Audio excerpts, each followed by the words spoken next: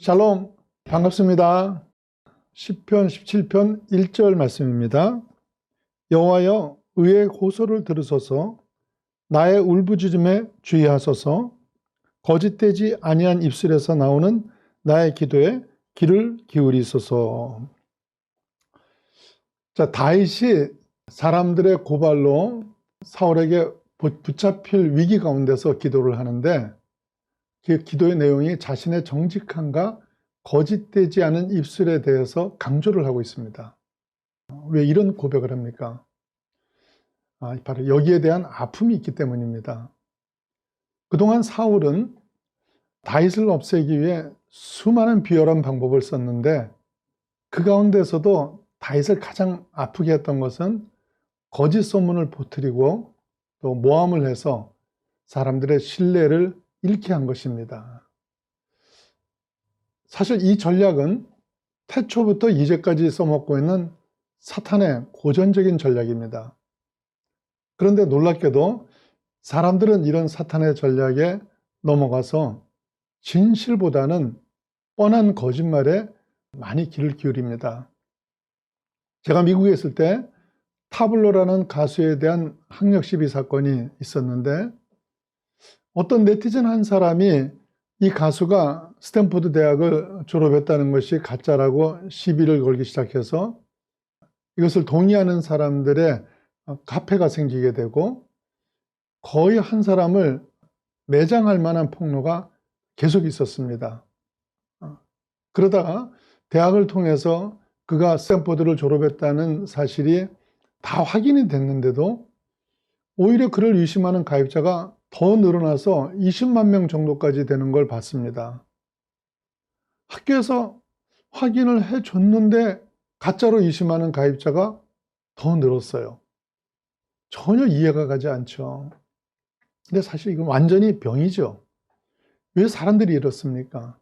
뻔한 진실을 놔두고 왜 이런 거짓말을 받아들이는 겁니까? 이유가 뭐겠습니까? 창세기 2장에 보시면 하나님께서 아담과 하와에게 선악과 열매를 먹지 말라고 하셨습니다. 그런데 인간은 창세기 3장에서 뱀의 말을 듣고 선악과를 먹습니다.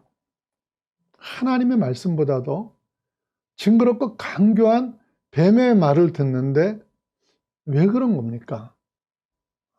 이유가 뭐겠습니까? 내 욕망이 그렇기 때문입니다. 아담과 하와는 선악과를 먹고 싶은 자신들의 욕망이 있었기 때문에 하나님의 말씀보다 뱀의 말을 받아들이게 되고, 타블로의 경우는 그것이 가짜이기를 바라는 악한 욕망이 있기 때문에 뻔한 진실을 확인했으면서도 계속 거짓을 주장하는 겁니다. 인간의 악한 심리 때문에 이스라엘 백성도 사울의 거짓에 속아서 이유 없이 다윗을 죄인으로 몰고 그가 보이기만 하면 사울에게 고발을 했던 것입니다. 그런데 사람이 제일 견디기 어려운 것이 이런 오해를 받고 억울한 고통을 당하는 것입니다. 자신의 잘못으로 감당해야 하는 어려움은 힘들어도 수용을 하지만, 그렇지 않을 때는 억장이 무너지고 힘이 빠지게 되는 것입니다. 그런데 신자는 특별히 이런 때 그 신앙의 능력이 드러나게 되는 것입니다. 하나님의 사람 요셉이 보디발 부인의 유혹을 거절하다가 억울한 누명을 쓰고 옥에 갇히게 됩니다. 신앙 양심과 주인에 대한 충성심 때문에 유혹을 거절했는데 그에게 주어진 결과는 오해와 비난, 그리고 감옥이었습니다. 생각해 보십시오. 당시 요셉을 알던 얼마나 많은 사람들이 하나님을 섬긴다고 큰 소리 치더니 기껏 성희롱이나 하다가 감옥에 가냐며 얼마나 비웃었겠습니까? 그때 요셉이 어떻게 했습니까? 이 사람 저 사람 붙들고 자신의 억울함을 호소하고 오해를 풀기 위해 애를 씁니까? 아니죠. 그는 자신의 형편과 처지를 아시는 하나님만을 묵묵히 바라봅니다. 어떻게 그럴 수 있겠습니까? 하나님이 살아계심을 믿고 그분이 세상 만물을 주관하고 계신 걸 믿기 때문입니다. 오늘 본문의 다윗도 마찬가지입니다. 그도 역시 하나님만을 찾습니다. 그래서 기도합니다. 근데 기도하는데 어떻게 합니까? 시편 17편 1절 말씀 다시 보죠. 여호와여 의의 호소를 들으소서, 나의 부르짖음에 주의하소서. 거짓되지 아니한 입술에서 나오는 나의 기도에 귀를 기울이소서. 자, 다윗은 정직하게 자신의 문제를 가지고 나옵니다. 지금 제가 무엇을 가지고 나온다고 했어요? 문제를 가지고 나옵니다. 답이 아니고 문제를 가지고 나온 겁니다. 그런데 대부분의 사람들은 기도할 때 문제가 아니라 답을 가지고 나옵니다. 그리고는 아우성을 치는데, 이게 기도를 응답하실 하나님을 참으로 곤란하게 만드는 부분입니다. 기도는 우리가 분명하게 알아야 하는 것은, 우리는 우리에게 있어서 가장 좋은 정답을 모른다는 겁니다. 어린아이가 때를 쓸 때 주로 자신에게 유익한 것을 달라고 때를 씁니까? 아니면은 필요 없는 것을 달라고 때를 씁니까? 유익한 것은 대부분 부모가 알아서 이미 다 주셨기 때문에 달라고 때를 쓰는 건 주로 해되는 것만을 가지고 때를 쓰게 됩니다. 우리도 마찬가지입니다. 우리는 우리의 진짜 필요를 잘 모릅니다. 모세가 출애굽할 때 앞에는 홍해요, 뒤에는 애국 군대, 그리고 백성은 모세를 죽일 듯이 원망을 했죠. 이때 모세는 출애굽기 14장 13절 말씀입니다. 모세가 백성에게 이르되 너희는 두려워하지 말고 가만히 서서 여호와께서 오늘 너희를 위하여 행하시는 구원을 보라. 지금 뭐라 그랬어요? 답을 내놓는 게 아니라 하나님의 하실 일을 보자고 한 뒤에 하나님께 부르짖죠. 그러자 하나님은 홍해바다를 가르는 상상도 못한 방법으로 위기를 넘게 하시는 겁니다. 모세가 만약에 자기 생각으로 기도했다면 어떻게 했을까요? 제가 부삽이라도 들고 나가서 열심히 싸울 테니까 애국 군대를 이기게 해달라고 했을 겁니다. 그리고는 하나님은 지금 이스라엘 백성이 홍해 쪽으로 가는 계획을 가지고 계신데, 모세는 부삽을 들고 하나님 역사하시옵소서 하면서 애국 군대를 향해 반대로 달려가는 그런 일이 벌어지게 되는 것입니다. 다윗이 사울의 포위망 속에 갇혀 더 이상 피할 길이 없을 때입니다. 그는 정직하게 상황을 내놓고 부르짖습니다. 그러자 그 기도를 들으신 하나님은 아무도 생각할 수 없는 방법으로 이 문제를 해결해 주십니다. 사무엘상 23장 27절과 28절 말씀입니다. 전령이 사울에게 와서 이르되 급히 오소서, 블레셋 사람들이 땅을 침노하나이다. 이에 사울이 다윗 뒤쪽 길을 그치고 돌아와 블레셋 사람들을 치러 갔으므로 그곳을 셀라하마 느곳이라 칭하니라. 다윗을 쫓던 사울이 한시도 지체할 수 없는 위급한 상황이 생긴 거예요. 블레셋이 이스라엘을 침공하도록 하여서 사울이 허둥지둥 그곳으로 달려가게 하신 겁니다. 다윗이 상상도 못한 방법으로 위기를 빠져나오도록 하신 거죠. 저도 미국 이민 초기에 조그만 비즈니스를 하면서 도저히 풀지 못할 위기를 겪은 일이 있었습니다. 비즈니스 계약을 하면서 제가 은행 융자를 받아서 그분의 융자를 갚아주기로 하고 가게 인수를 했는데 융자가 불가능하다는 겁니다. 혹시 이런 불상사가 생길까 봐 은행 담당자까지 참석한 가운데 계약을 했는데, 은행에서는 이런 경우는 보증인 없이는 융자가 안 된다는 겁니다. 자, 융자를 못 받게 되니까 가게를 판 주인 측에서는 당연히 다시 내놓으라고 독촉을 하죠. 그러는 가운데 또 어떤 분이 보증을 서서 융자를 도와주기로 했다가 취소하는 일까지 생긴 거예요. 그러니까 비즈니스 판 사람은 더 화가 나죠. 그리고는 엄청 괴로움을 당했어요. 저는 그 당시 그 비즈니스를 안 하게 되면 비자에 문제가 생기기 때문에 포기할 수도 없는 상태였는데, 제가 그래서 그분한테 모든 게 당신 명의로 되어 있으니까 일단은 당신 윤자를 내가 실수하지 않고 갚아나가겠다. 만약에 내가 한 번이라도 실수를 하면 그때 나를 내보내라. 이러는데도 막무가내였어요. 비우고 나가라는 겁니다. 장사도 잘 안 되는데 이런 일까지 겹쳐서 사람이 거의 죽을 지경이 됐어요. 1년쯤 지나면서 다행히도 장사는 자리를 잡혀갔는데 1년 좀 넘었어요. 이젠 잘 되니까 더 쫓겨날까 봐 걱정이 되는 거예요. 이 일 때문에 얼마나 기도했는지 모릅니다.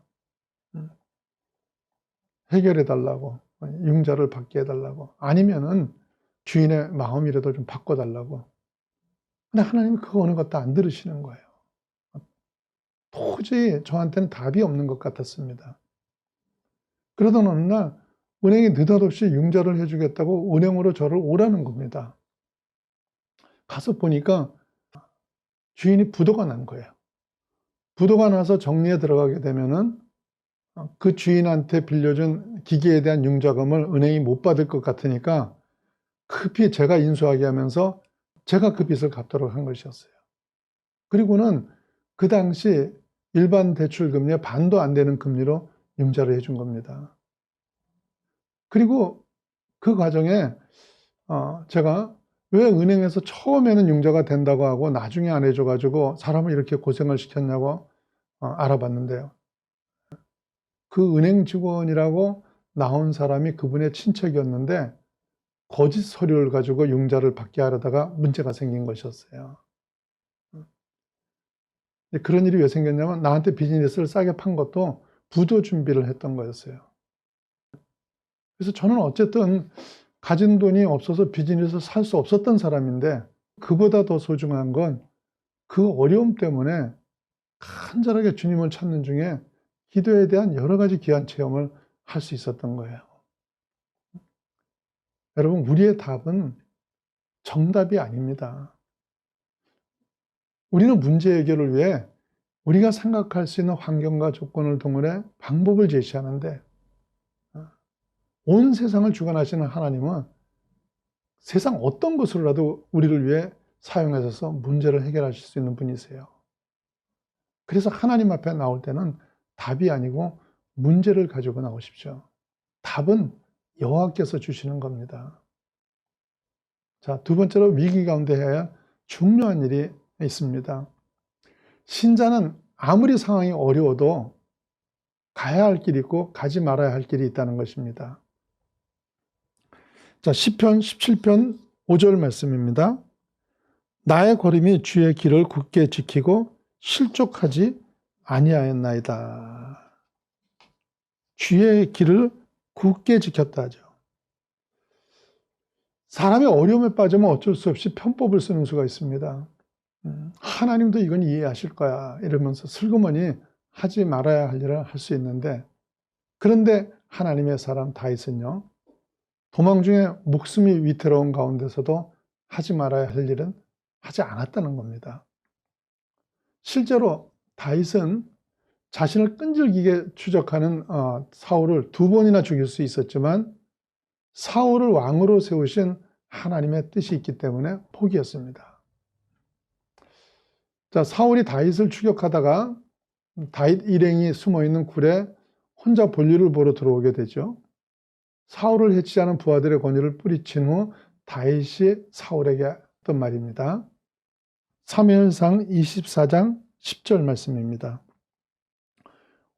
오늘 여호와께서 굴에서 왕을 내 손에 붙이신 것을 왕이 아셨을 것입니다.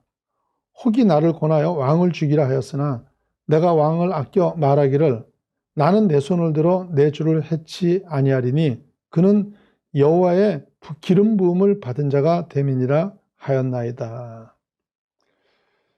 자, 사울을 죽일 수 있는 절호의 기회에 살려줬는데 이유가 뭐라 그래요? 다윗은 사울을 바라보고 사는 것이 아니기 때문에 그렇습니다. 그는 사울이 아니라 하나님을 바라보는 삶을 살았기에 아무리 힘들어도 사울을 왕으로 기름 부으신 하나님의 뜻을 저버리지 않으려고 했던 것입니다. 사실 사울의 태도는 도저히 이해할 수가 없는 것이었습니다. 다윗이 한 일이라고는 그를 위한 충성뿐이었는데 자신의 사위요 또 아들의 가장 절친한 친구를 질투 때문에 이렇게까지 끈질기게 괴롭힌 것 아닙니까? 다윗이 분노하려면 충분히 분노할 수 있는 상황이었습니다. 그런데 그는 그런 유혹에 빠지지 않습니다. 여러분, 악이 노리는 게 무엇인지 아십니까? 상대의 상식을 벗어나는, 그래서 너무나 어이없는 행동으로 인해 그 억울함을 못 견디게 하는 것입니다.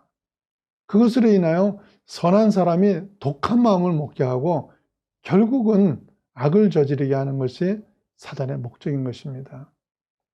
그렇기 때문에 믿음의 사람들은 상식을 벗어나고 너무 분이 생기게 하는 일이 있으면 잠시 기도하면서 그 배후를 확인해 봐야 합니다.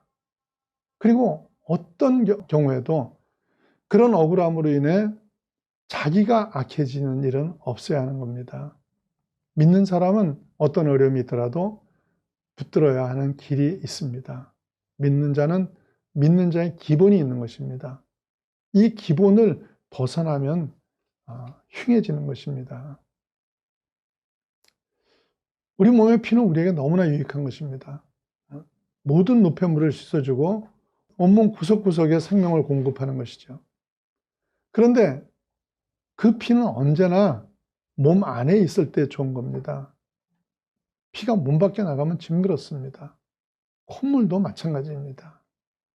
꼭 필요한 것이지만 밖으로 나가면 보기 좋지 않은 거죠. 신자는 신자가 지켜야 할 위치가 있습니다.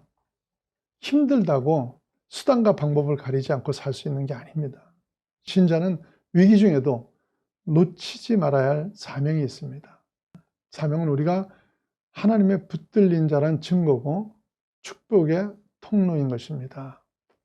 하나님이 맨 처음 요나를 부르실 때 왜 부르십니까? 축복의 통로가 되라고 부르셨습니다. 그가 멸망받을 니느웨에 가서 하나님 말씀을 선포함으로 죽었던 자를 살리는 그런 축복의 통로로 부르신 것입니다. 그런데 그 사명을 팽개치고 다른 곳으로 가니까 축복의 통로가 이제 재앙의 통로가 되고 맙니다. 요나 한 사람으로 인해 한 배에 탄 모든 사람들이 다 죽게 되는 것입니다. 여러분이 여러분의 위치에 있는 이유가 무엇입니까? 사명을 다하라고 있는 것입니다. 그 사명을 다할 때 축복의 통로가 됨을 믿으시기 바랍니다. 정리하겠습니다. 세상이 여러분을 모함하고 핍박할 때가 있습니다. 그때 실망하지 마십시오. 예수님도 다윗이나 요셉과 같이 이런 모함과 아픔을 겪으신 분입니다.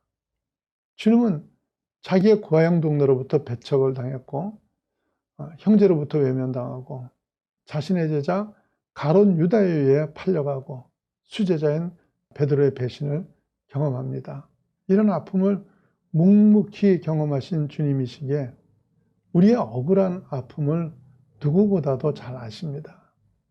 그래서 우리가 그런 아픔 가운데 놓이면 더욱 우리와 가까운 곳에서 함께하고 위로해 주십니다.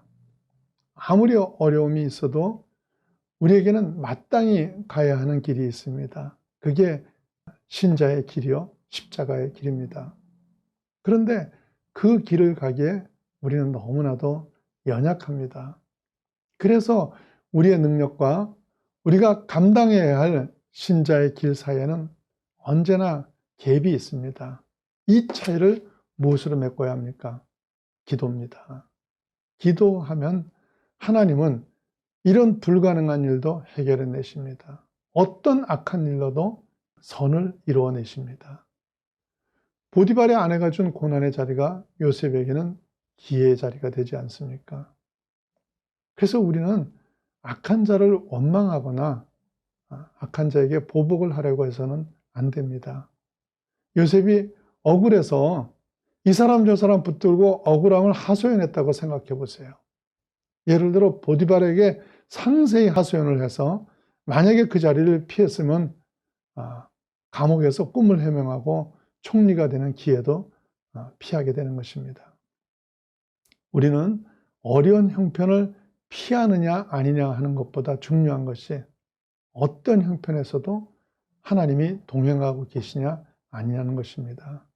사랑하는 여러분은 어떤 형편 가운데서도 나와 동행하시는 하나님을 묵묵히 바라보심으로 인해서 그분의 약속대로 모든 일을 합력하여 선을 이뤄내는 복된 자녀들 되시기를 예수님 이름으로 축원합니다.